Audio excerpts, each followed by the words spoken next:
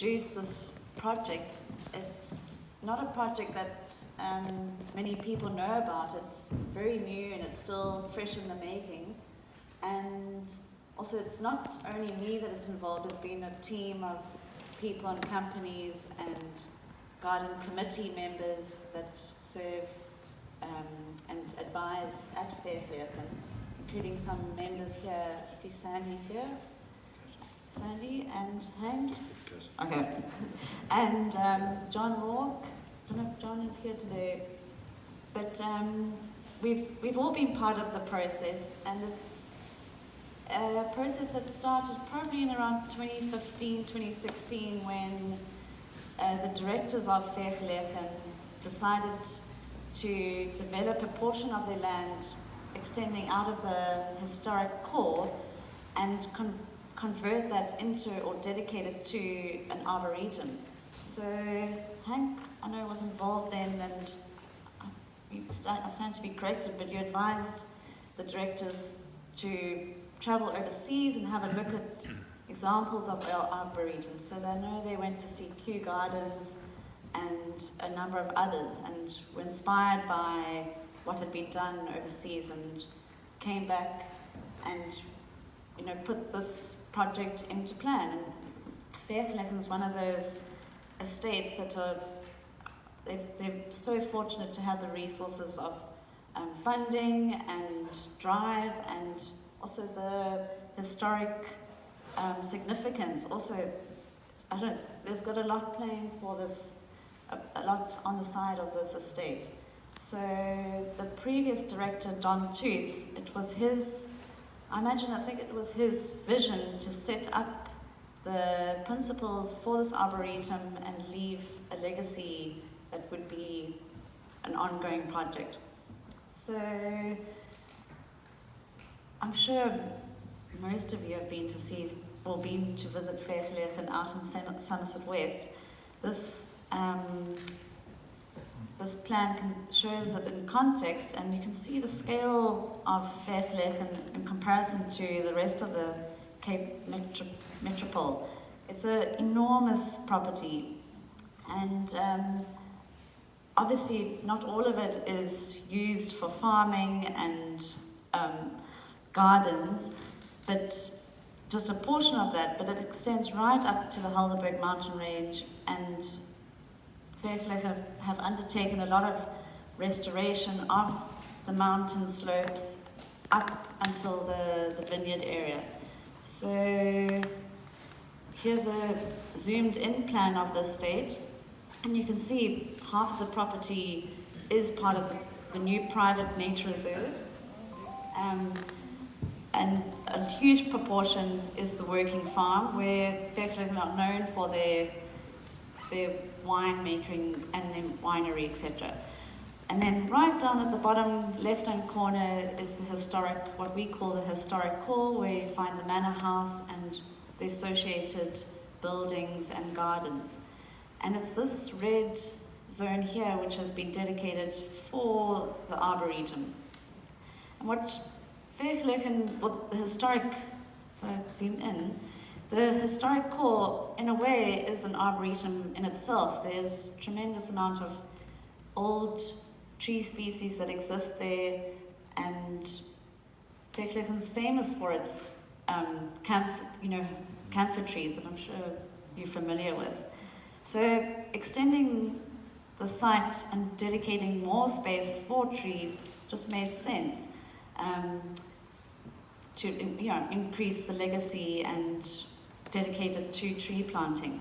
So this is an old aerial dating back to 2015, and along this edge is the Lawrence River, with Lawrenceford on the other side, and the manor house down on this corner, and the new East Garden Stables restaurant at the bottom right, which is it's the more contemporary zone. And the dedicated space was used by, they leased it to farmers for fruit orchards. And I think the reason why they identified this space was that the orchards had started becoming, or they were reaching the end of their lifespan, and Vergelegen had decided that not to continue the lease on that land for fruit farming and rather use it for tree planting from all over the world, not just fruit trees. So a lot has changed just, from this aerial photo in the last 5 years.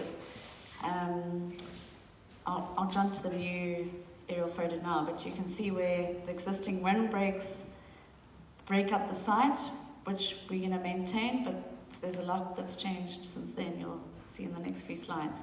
But just to compare the scale of Vergelegen's Arboretum area, I've overlaid Arderne Gardens, the extent of that, and you can just now get a grasp on the extent and how vast it is.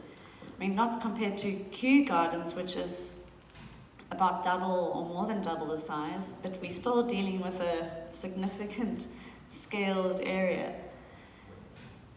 And the approach for the design relates to what to do, how to fill the space with trees, which we'll delve into just now. And then my involvement at Vergelegen was originally with OVP Associates. They undertook quite a few successful projects, including the East Garden development, the new Agapanthus Gardens, the upgrade of the Rose Garden, and then OVP were also involved in the original conceptual planning for this arboretum, setting up the structural systems and identifying how we're going to set up structural alignments and vistas across the site. So this is an older concept plan of looking at the vistas through up to the mountains, connecting across to the winery, which is way across Vergelegen up on a hill, and the important historic axes. And so now this is the most recent aerial photo. You can see the original windbreaks are still in place, but the spaces in between are empty. So now it's our task to fill them with trees and garden spaces and important rooms. So this original historic access is still there, and the new contemporary east-west access, which connects to the Stables restaurant, has been extended and opened up, and all the windbreaks open up so you can actually sit in the restaurant and look beyond up to the mountains. And then there was a lot of workshopping with the Gardens Committee and the various designers involved on where else these axes should be. So we've got this axis that's going to run diagonally up here to the corner, where one day the plan is to have a destination, whether it's a tea room, and then we've got an axis that's running this way. And I know let me jump into the next. We'll get to the reasons why those vistas are there. But back to the design principles, because this is what sort of sets up the main reasoning why the Arboretum is the way it is, and it helps us look back and plan for these important aspects that will hold it all together. So we looked at this landscape as being a picturesque landscape, and to achieve a picturesque landscape, you need variety. So variety can be seen in the plantations, the color of trees, dents and openings, light and shade, and variety can, extend further into hardscape and type of pathways and how you move through spaces. And then intricacy too. I mean, dealing with such a large landscape, you can easily feel overwhelmed by the extensive spaces. So providing spaces that are more human scale, that you can't see beyond, but you start providing views through and glimpses into spaces beyond. And then that also relates to the connection. So having, the whole garden and landscape needs to be connected as one harmonious whole, and that different spaces transition from one to another naturally. And then also providing a sense of mystery through the spaces, which Vergelegen already achieves in their historic gardens. The different spaces lead to one another, but you only experience them once you reach or you enter into those spaces. So extending that sense and providing sanctuary. And Vergelegen is also all about high quality. They are fortunate to have funding to keep. There's a high sense of maintenance. They've got big teams involved, and the nature of Vergelegen is to, when you visit there, you can see that it's looked after and consistently. And then, preserving and enhancing the estate as a unique horticultural, environmental, and historical destination. And we've also been involved recently where Vergelegen and Groot Constantia are part of a project where they're going to be getting World Heritage recognition. So that's another project that's running parallel alongside this and various others. And so features and activities for the brief, collecting trees from around the world. There's different ways to approach an arboretum and deciding on what trees you're going to plant. You can either choose locally or from different continents, such as at the Paul Arboretum, or looking broadly. And here the team decided, look, we've got the space, let's plant as many trees as we can. So it becomes a living laboratory for research and education eventually. And also that to maintain the fact that the historic core is the built natural land, it's a built landscape that leads up to the natural mountain landscape. So a transition between the two. So if you're visiting the estate, there's an easy transition between the two environments. And again, a promise to future generations. Look, this timeline indicates we down here somewhere, and we know that planting of trees is something that we'll only appreciate, our future generations are going to appreciate. So it's quite a task to set up the funding for something that we're not going to be enjoying immediately, but it's for the future generations. So it sort of gives you an idea of scale. It is a little bit out of proportion. And then the fact that Vergelegen has got its unique strengths. It's against the mountain, its boundary line sits at the base of the mountain range. It's got the Lawrence River running right alongside it, which has also that river's got heritage status. It's a world-renowned agricultural farm, and also the historic core is vitally important to the history of the Cape and its history and who lived there and its timeline and its influence on other Cape farmsteads. So this is a plan that OVP put together around 2016, and you can see the start of these vistas dividing up the Arboretum space. And I know there was quite a lot of study looked into how wide these vistas should be, and there was comparisons on the success of Kew Gardens vistas and making sure that what we plant there is not going to overshadow the view. So they're about 40 meters wide, which is very generous, and they've got the space. And then starting to explore the rooms in between those vistas. And then Vergelegen decided, well, look, they want to make this happen, they need an operational plan, which is where I got involved in identifying access to the Arboretum. It was very important for Vergelegen to be able to know where access points were for safety, which was clear routes for visitors to walk around the perimeter and then walk through. So you can either walk up the axes, across paths, or around the perimeter. And so this plan starts to identify destination points.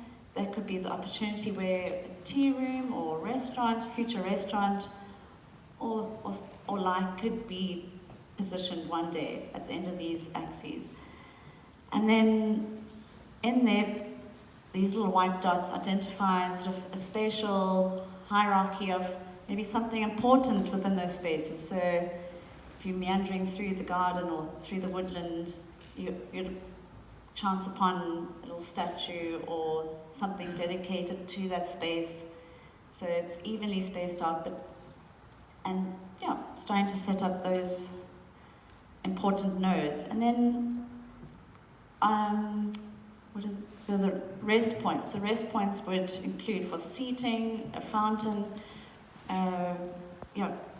If someone is walking through here in summer, the distance is about 1 kilometer from the restaurant up to that focal point. So providing key points where you could rest and drink, and signage could be positioned too.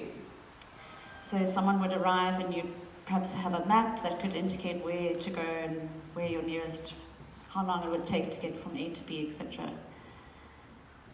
And then what became more interesting was, and what Vergelegen really do appreciate, is the layering and the storytelling of the site. And we were exploring, how to divide the space into different zones, but also how to do it. Do we have, organic pathways going through there and linking the different edges, or something more formal? So it was just inspired by the tree rings which represent the timeline of a tree's life.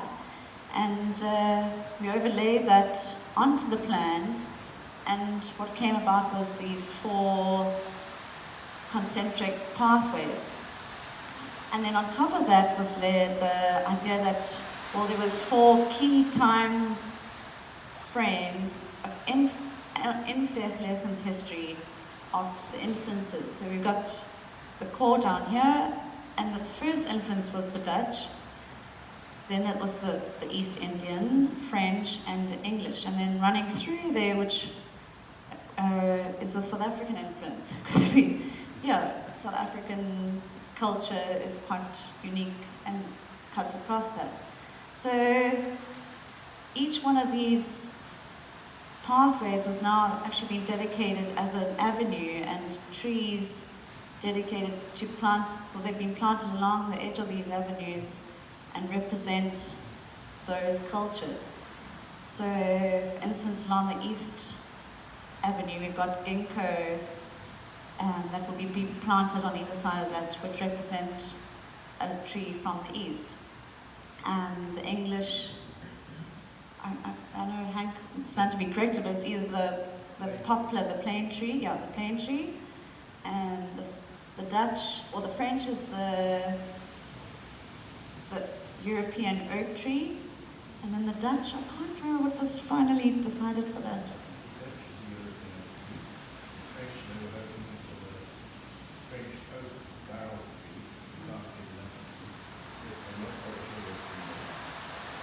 So it was a lot of debate to and fro, and we were going to have the beech trees, I think for the English, but then, it's getting enough trees to plant an avenue that's sufficient.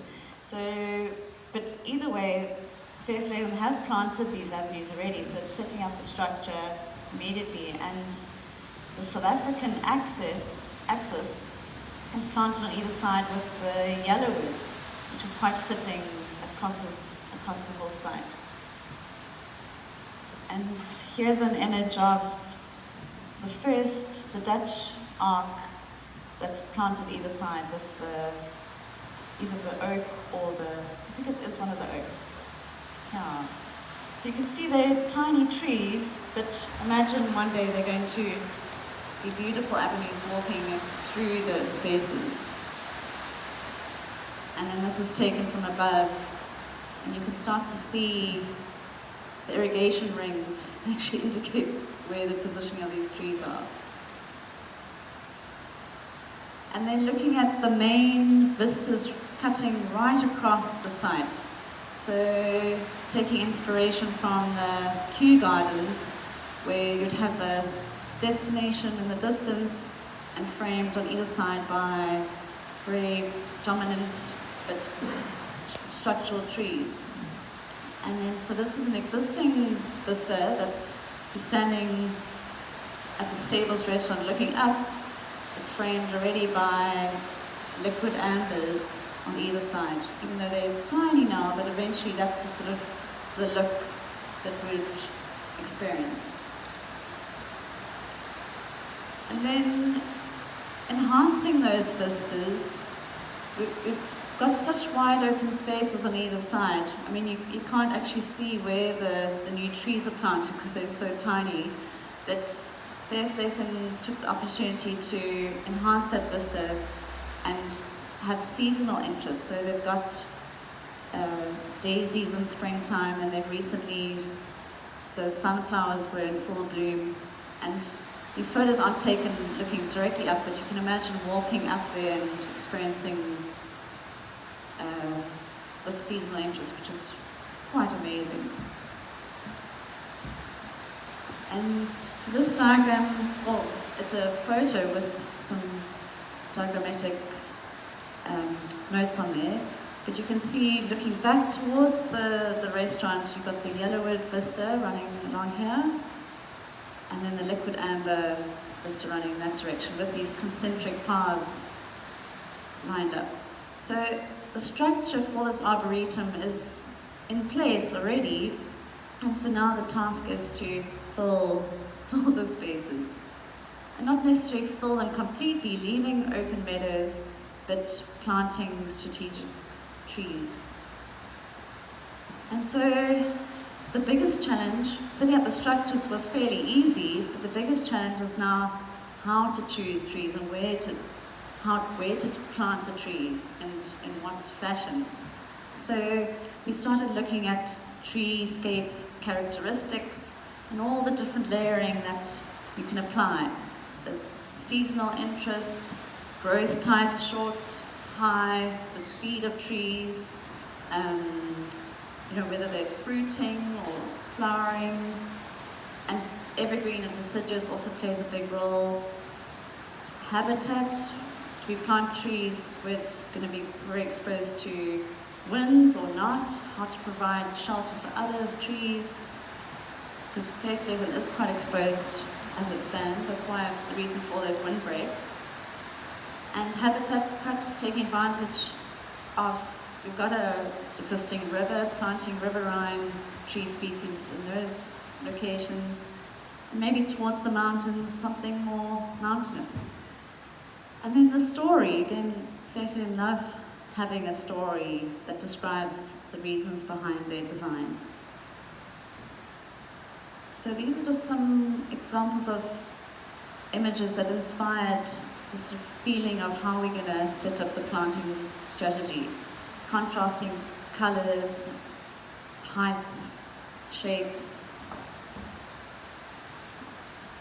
and then identifying what tree species would be key species.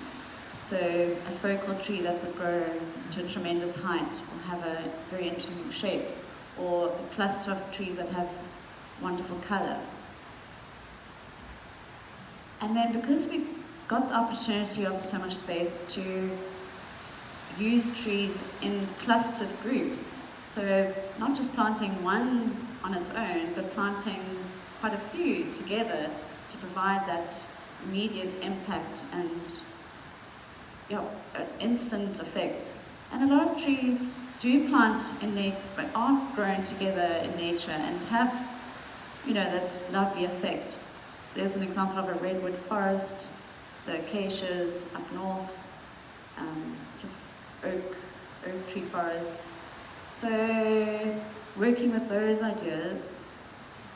And then our biggest, our idea or concept for this arboretum, or for the strategy for how we're going to plant, is the categorizing trees according to their families. So we took a step right back to the beginning of how trees are classified, and I'm sure most of you are familiar with how that we split between the angiosperms, the flowering plants, and the gymnosperms, the cone plants. So, and then from that, have these families, which is the conifers, cycads, ginkgos, and a few other very rare plants, including that welwitschia. But the only one out of these, besides the ginkgos, the conifers. So that we highlighted as an important family. And then going over to the angiosperms, it's split between the dicots and the monocots. And already up front, we decided at Vergelegen that we won't include palm trees in the Vergelegen Arboretum. It's going to be mainly all wooded, hardwood trees.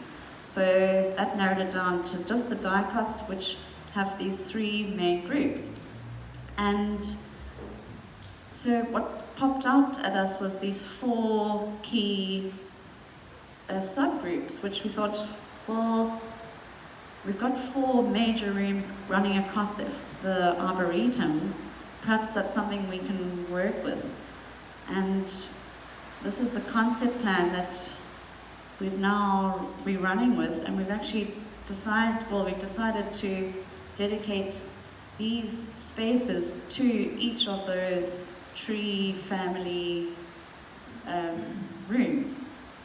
It's quite a challenge because some of these groups have a lot more trees and a lot more variety than others, but it's also allowed the project to be more manageable. So, for instance, Zone A, which is now dedicated to the roseate eucadox, that's Phase A, which is now underway, or has already been planted, and is closest to the historic core.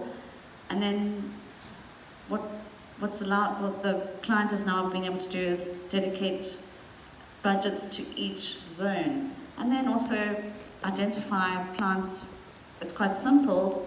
We find plants from those various groups and then source them and plant them overlaid with all their variety of characteristics of evergreen, deciduous, colour, shape, form, etc.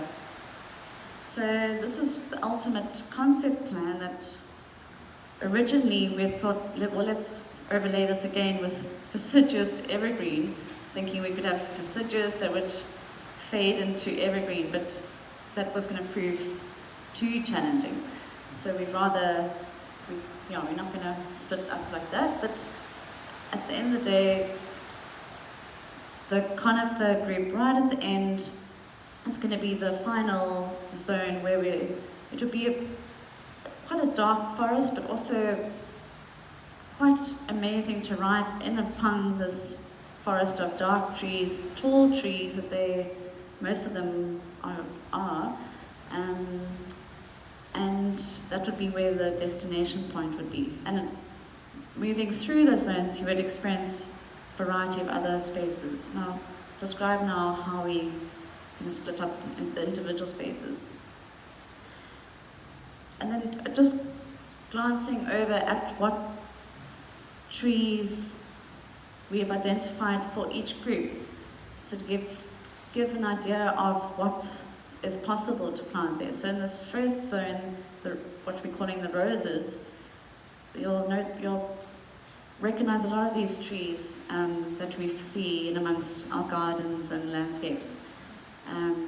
The acacias, celtis, all the oak tree species, the African mahogany, which is a wonderful sort of feature tree, which the eucalypts. There's been some debate about, planting of eucalyptus trees, which we decided, because they've got a connotation of not being foreign and invasive, but there's just so many species available in Australia that are gorgeous and stunning trees that aren't invasive and would add, be wonderful to plant in the Arboretum. And the aces, so we've got endless choice for this zone, including then the ficus trees. So that's for that group. The Astra group, there's quite a lot less variety, but in a way we're going to use the opportunity to have more open space in that zone and start to introduce landform and provide shelter for these trees that most of them generally like growing in sheltered conditions. So we'll approach the zone in a different way.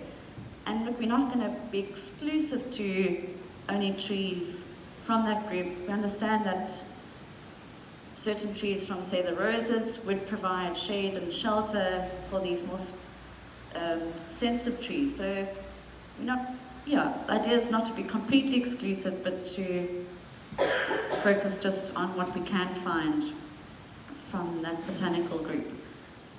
And then the magnolids up in this corner, and planted en masse, these magnolias trees could be spectacular.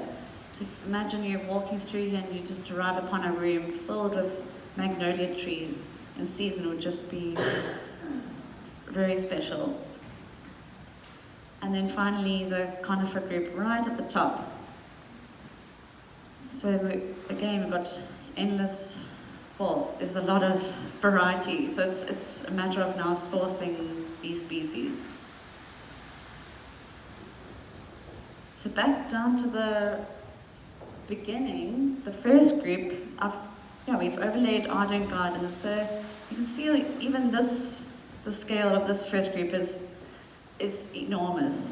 And so mass planting of trees is the key to filling the spaces with what we can. And so this is just a little sketch plan of exploring how to break up the spaces by providing rooms and focal spots and moving and linking through there and having the windbreaks as key elements to provide shelter between the different spaces. And then a planting plan, which we did a lot of research on what trees are available now. The Vergelegen were adamant they wanted to plant as much as they could now, with the understanding that once we get more tree species available or sourced, that we could interplant in the future. But they wanted instant, so we provided this planting plan of all the species that we could get from the variety of nurseries. Vergelegen put out their feelers and to the various nurseries that grow quite small trees, because budget wouldn't allow for planting of big trees, so we're looking at 10 litre, 5 litre and smaller, and planting what was available, but knowing that, and leaving gaps for the eucalyptus, which for instance, not many people are planting or growing eucalyptus at the moment, but that's something that is a project on its own, which we could start to source and interplant. So I'm not going to go into the reasoning, but why variety of trees are planted where they are, but just an overview of, you can see by the colouring and the coding of grouping of trees. So we've got for instance, the taller, thin poplars on the edge to provide windbreak, and then the more sort of shade trees towards the centre that provide colour and feature trees at ends and moving through there to link. And so you're constantly surrounded by variety, but there's a consistency there too. And then on the other side, Vergelegen also saw they were quite keen to have a show garden of just the flowering cherries and the flowering plums, close enough that visitors could go and explore and walk amongst the cherry trees. And then we got the aces. Again, for instance, at the moment, there was only 2 acer varieties available, but the idea is that as more come up, they can plant or remove as trees become too dense. And then capturing views. So it was very important that we were working with the land and with what's existing there. So existing trees that previously weren't experienced because they were surrounded by the orchards. Well, now you've got these open spaces around them. So actually maintaining that and keeping views open beyond them. And you can see down at the bottom right here where the digging of trees is commenced and planting. That's again another view of the concentric path with the avenue on either side. And then these windbreaks, which we're very fortunate to have because they set up the sheltering structure for all the new trees that are going in.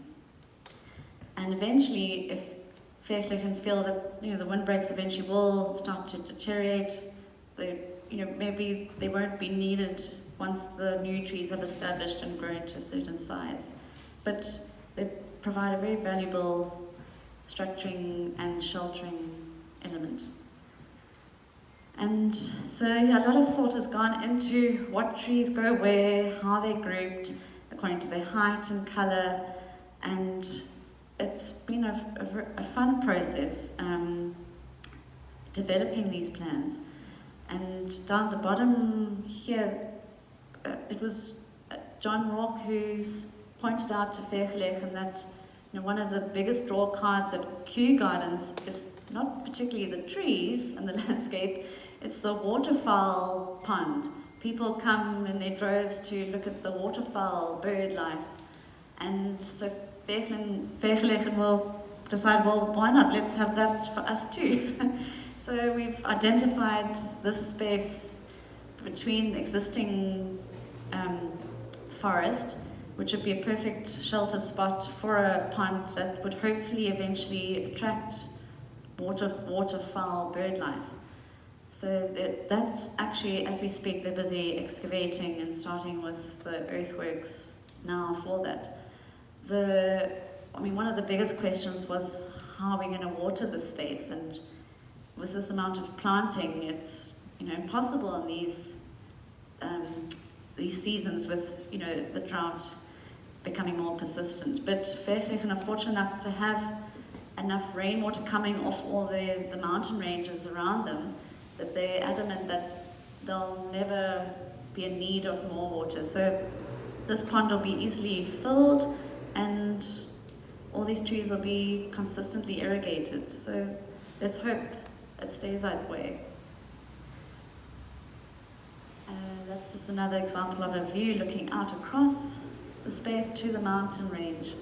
So capturing those, leaving open spaces so you can actually, if you're standing here along with the path, that you can enjoy that vista. And that's just a little extract of how this pond is being developed, with boardwalks that meander through the existing forest.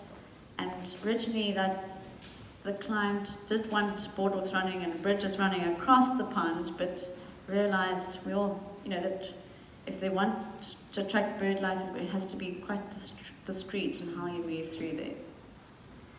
So these are just examples of eventually what it would look like. And that's part of the space of this pond area. I think I took this photo from standing in the middle, so it's a generous, very generous space.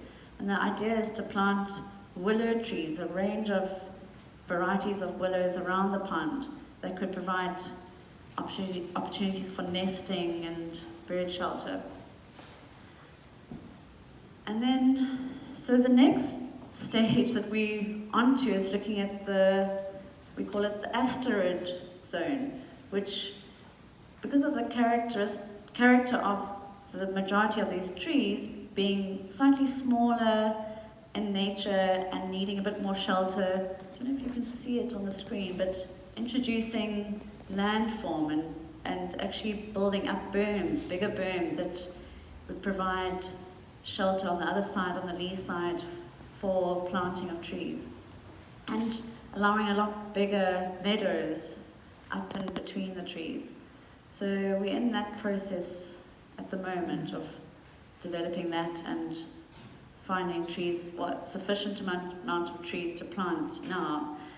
And that's an example of, if we're standing down here looking across there, it's very flat, and so the opportunity for providing a little bit of relief through there is doable. And the water table is quite high in winter, so what we would see if we're excavating slightly out and creating mounds is that there'll be you'll get bulbs popping up, maybe different wildlife coming in there in the wet season, so you're providing new habitats in that space. So it's not just about providing habitats for the trees, but perhaps other bulbs and a natural plant life. And this is just a lovely example of where we've cut through these windbreaks for that pathway, but also exposing views up to key elements. That's the winery on top of the hill. So it's making sure we maintain these views throughout. And then the Lawrence River. There's a lot of opportunity here, which is not quite tapped into yet, but I think as the Arboretum develops and there's more visitors, I think the edges of this Lawrence River, there's a huge amount of opportunity there to rehabilitate the river edge. And that, I think, would have to be a team effort with the neighbouring properties. And just some examples of existing trees. We've got all these lovely trees that we need to celebrate that do sit in those spaces. And so this is just overview, looking over the conifer zone, and one of the ideas that Vergelegen have had from the removal of all the orchards is to use this biomass in building up the berms and hillsides. There's quite a bit of research done on using biomass for creating, I've forgotten the name of the...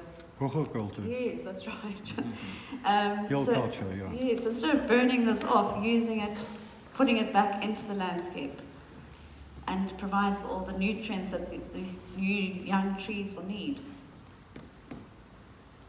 So, just ending off on, this is an ongoing project. I mean, we looking at, 58, the next 30 years at least of planting. Vergelegen are very ambitious to do as much as they can now. I think they don't want to lose momentum, and while there's funding available, but there is another side of the project which needs to happen in the background, is the sourcing of trees. And if it's going to be a successful arboretum like Arderne, there needs to be a dedicated team to look for trees and saplings and seeds, and actually spend time growing them and looking after new saplings. For instance, this is back, I think it's 5 years ago already, that Vergelegen found redwood seed, or they sourced that, and that those are growing at a nursery. I'm not sure which nursery it is, but for instance, that's one of the little projects that's running in the background. So this has to happen on a similar scale for many other species. And while we've got the momentum at Vergelegen with the right people involved that want to make this happen, they need to keep pushing. So yeah, that's the end for now. Thank you.